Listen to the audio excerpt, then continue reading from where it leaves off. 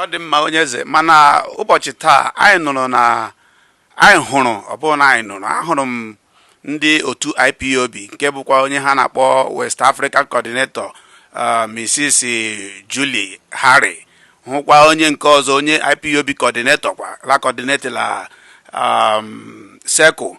Olee ihe ha kwere bịa ke nwere ike ịgwatụ anyị taa? Ha bịara na ịbịa yọm sim na mmebiko na mmegbaghara maka akụkọ ọjọọ ndị mmadụ na-akọ gbasara m na ọwa eziokwu na enweghị mgbe ụka dị ụtọ anyị si n'ọnụ ndị Ghana wepụta maka ndị Ghana nọ ebe a ma ahụ m na-atara ha ịhụ na ụmụnne anyị nwere nwere onwe ha. Ha bịa yọm sim biko na mmegbaghara na ihe ha kwụ wee bịa na ya awụkwanụ Mrs. Julie si ya wụ coordinator West Africa, then Azubike wụ coordinator Seko, and one nine nwoke kwe one of the high chief ha akwụkwọ abịa, and most of the leaders na abịa steady. So mgbe ha bịaziri bịa m sị ha ị na-ayọkwanụ m biko ihe awụ ụmụ m nwoke rijuru afọ lakpuru ụmụ eboro ọnụ orijuru n'afọ mba aga m anọ na-ezu ike ọ na-enwe obi aṅụrị waịla ndị m na-elekwata n'ala nọ n'ime mkpọrọ. M sị ha mba unjidegoro ekele unu ihe ka mkpa ụka ụmụnne anyị a nwere onwe ha gbaa inweta freedom pụta n'ime mkpọrọ ebe ahụ ha nọ.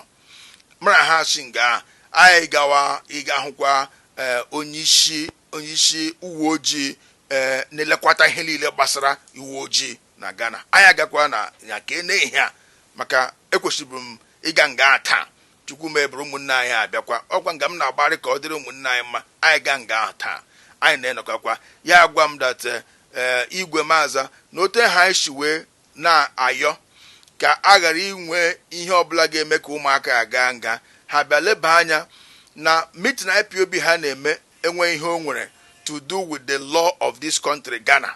Na meeting IPOB ha na-enwe ha mege wụ ihe gbasara Nigeria. So enwe ihe mere ka ha nwee ike ịtụ ha nga tinyekwere na otu m si na-agbagharị na aka m na-enye ịhụ na ihe awụ ihe ịhụ na ụmụnne ya nwere onwe ha. So na ihe mere ugbu a wụ dute enwe nke nwere akwụkwọ, enwe nke nwere passport, enwe nke nwere documentation for traveling. The question nọ ugbu a wụ elotu ha si bịa Ghana. So n'ihi nke a na ha wee gwere ha nyefee n'aka ndị na-elekwata ihe gbasara akwụkwọ nke bekee na-akpọ immigration. So ugbu a by the special grace of God with mbọ mgbaga ndị uwe ojii ewepụla aka ha n'okwu a gbasara police ọzọ n'aka ndị immigration ugbu a ka ọ nọ mechikwe nga ahụ ozugbo kpọrọkwa ụmụnne anyị ndị ka Biafra na anyị ga-akwa na ke ndị immigration ga-ahụkwa nnukwu ọga ha nọ ebe ahụ. Ha sị na okwu a abịala ha n'aka mana ọwa echi ka ha ga-perfect documentation ịbịa jụọ ụmụnne anyị ha ajụ dị iche iche mara ụdị akwụkwọ ndị ha nwere mara ihe otu a ga-esi wee leba ya anya n'ike Chineke. Anyị ga-aga chinyekwa ebe ahụ echi wụ 9th of September ị ga-aga ka anyị na ndị immigration round up mụrụ otu anyị si akpọpụtasị ụmụnne anyị a ihe a otu anyị si gaa taa mara ndị IPOB leaders a ọkwa mkpọ ha na-aga ihe ebe niile ọkwa m na-etufukwe ọkwa m na-etinye ego m ọkwa m na-etinye time m ọkwa m na-etinye my contacts and everything. Why m ji eme ihe ndị a ọ maka ka Igbo dịrị n'otu. Ihe m kwa eme maka amụmụ Igbo kara aka nwa ọkpụ Igbo awụghị m bịambịa awụ m onye Ghana amụmụ Igbo. So biko na ụmụnne m na ụmụnna m onye ege na akọ ndị iro na-akọ against me ama ndị iro ọchọwụrụ iji ịghada aka na IPOB na-arụzi arụrụ ala emegide ndị Igbo. Maka ile anya ị ga-ahụ na